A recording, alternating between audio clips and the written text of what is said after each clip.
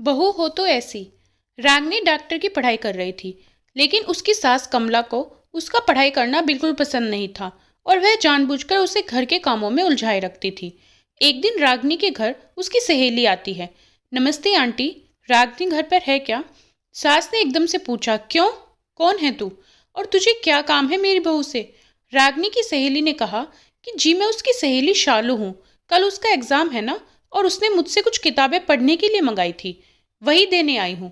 सास ने कहा, अच्छा तू है शालू जो सारा दिन फोन पर मेरे बहू से कान भरती रहती है। देख लड़की, अगर आज के बाद तूने मेरी बहू को उल्टी सीधी बात पढ़ाई तो मुझसे बुरा कोई नहीं होगा। अरे खबरदार, अगर आज के बाद तूने मेरी बहू को फोन किया और दोबारा इस घर में दिखाई दी। रागिनी की सहेली ने कहा कि अरे माँ जी, पता नहीं आप किस जमाने की औरत है, मैं तो सिर्फ आपकी बहू की मदद करना चाहती थी, लेकिन क्या करे, बेचारी की किस्मत ही फूटी है, उसे आप जैसी सास मिली है। ठीक है, जाती हूँ मैं। बढ़िया आई मुझे भाषण देने वाली, तेरी जैसी बहुत देखी है मैंने। और इतना कहकर रागिनी की सहेली चली गई। तभी रागिनी आ गई और उसने पूछा, माँ जी, मेरी बहन शालू घर पर आई थी क्या? माँ जी बोली, अरे बड़ी बदतमीज है तेरी सहेली, और उसे बात करने का ढंग भी नहीं है उसे तो। मैंने बड़े बड़े ताने सुनाकर भगा दिया। इतना सुन रागिनी ने माथा पकड़ लिया और बोली, अरे भगवान, अब क्या होगा, कल मेरा एग्जाम है। सास ने कहा, अरे तेरी यह बेकार की पढ़ाई में क्या रखा है, बड़ी आई डॉक्टर बनने, चुपचाप घर के कामों में ध्यान दे। और सुन, कल मेरी कुछ सहेलियां घर पर आ रही हैं, इनकी खातिरदारी में कोई कमी नहीं रहनी चाहिए। बहू, जी माँ जी। रागिनी मुंह फुलाकर वहां से चली जाती है। अगले दिन का पूरा समय रागिनी की सास की सहेलियों की खातिरदारी में और घर के काम में बीत जाता है और रागिनी एग्जाम नहीं दे पाती है। उस रात रागिनी अपने पति विक्रम को सारी बात बताती है। विक्रम, अब क्या बोलूं, यह माँ बिना, कोई बात नहीं, और तुम अपना मुंह ठीक कर लो, अगली बार अच्छे से ठीक से पढ़ाई करना। कुछ दिन ऐसे ही जाने के बाद एक दिन बाहर से आवाज आती है, अरे कमला बहन है, घर में रागिनी है।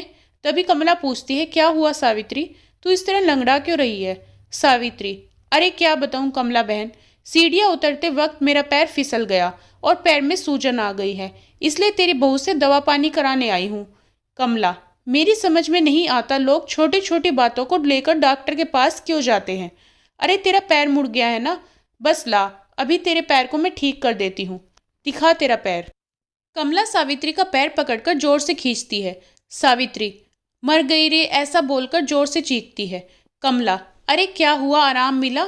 सावित्री, एक तो मेरा पैर पहले से मचका हुआ है, कहीं ऐसा ना हो कि ज्यादा मचकोड़ हो। जावे रहने दे तू, अब मैं चलती हूँ। और वो चली जाती है। थोड़ी देर के बाद रागिनी घर आती है। माँ जी, अरे कहाँ मर गई थी सुबह से? रागिनी, माँ जी मैं अपनी किताबें लेने गई थी। यह कहकर रागिनी अपने कमरे में चली जाती है। माँ जी, अच्छा इन किताबों ने दिमाग खराब कर रखा है, यह किताबें ही सारी मुसीबत की जड़ हैं। थोड़ी देर में ही वहाँ पेपर पस्ती लेने वाला और खाली बोतल लेने वाला चिल्लाता हुआ गुजर रहा होता है। सास ने बहू की सारी किताबें पेपर वालों को दे दी। पेपर वाला बोला, यह तो सब अंग्रेजी में लिखी हुई बहुत महंगी किताबें हैं। कमला बोली, तू लेकर जाता है कि नहीं? वैसे पेपर वाला सब किताबें लेकर चला जाता है। रागिनी को जब इस बात का पता चलता है तो वह बहुत दुखी होती है और अपनी पढ़ाई पूरी करने के लाइब्रेरी में पढ़ने के लिए जाने लगती है।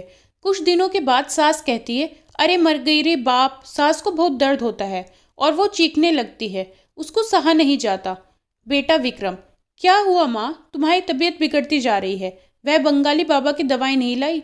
माँ कमला, अरे नाम मत ले उस ठगी का, वह खुद का उपचार ही नहीं कर सकता, मेरा क्या खाक करेगा? बेटा विक्रम, माँ ठीक हो ना, मैं रागिनी को फोन करके बुलाता हूँ। रागिनी लाइब्रेरी में बैठे हुए पढ़ रही होती है। तभी उनके पति विक्रम का फोन आता है। रागिनी, जी बोलिए जी। विक्रम, माँ की तबीयत ठीक नहीं है, जल्दी घर पर आ जाओ। रागिनी, जी मैं अभी आती हूँ। थोड़ी देर के बाद रागिनी घर पहुँचती है और कहती है, क्या हुआ माँ जी? माँ जी, हाँ बहुत बड़ा बुखार है। रागिनी, फिक्र न करो माँ जी, आप मुझे एक बार चेकअप करने दीजिए, सब ठीक हो जाएगा। माँ जी, अच्छा ठीक है बहू, जैसी तेरी मर्जी। रागिनी कमला का चेकअप करती है। फिक्र न करें माँ जी, आपकी बीमारी समय रहते पता चल गई है, ठीक हो जाएगी। अगर थोड़े दिन गुजर जाते तो इन्फेक्शन ज़्यादा फैल जाता और लेने के देने पड़ जाते। रागिनी अपनी सास को एक इंजेक्शन लगा देती है और कुछ दवाइयाँ खाने के लिए दे देती है। रागिनी, अब आप एकदम ठीक हो जाएंगी। कुछ दिनों के बाद कमला पूरी तरह ठीक हो जाती है। अपनी बहू के साथ किए गए बुरे बर्ताव से कमला को बहुत पछतावा और शर्मिंदगी महसूस होता है। वह अपनी गलती का पश्चाताप करने के लिए अपनी बहू को उसकी किताबें ला कर देती है। सास कमला, मुझे माफ़ कर दे बहू, अगर तू सही वक्त पर मेरा इलाज नहीं करती तो पता नहीं क्या होता। माँ जी, आप ये कैसी बातें कर रही हैं? मैंने जो किया वह तो बहू होने के नाते मेरा फ़र्ज़ था। दोस्तों, कहानी कैसी लगी कमेंट करके ज़रूर बताएं। अगर कहानी पसंद आए तो वीडियो को लाइक शेयर करें और चैनल को सब्सक्राइब ज़रूर करें। धन्यवाद।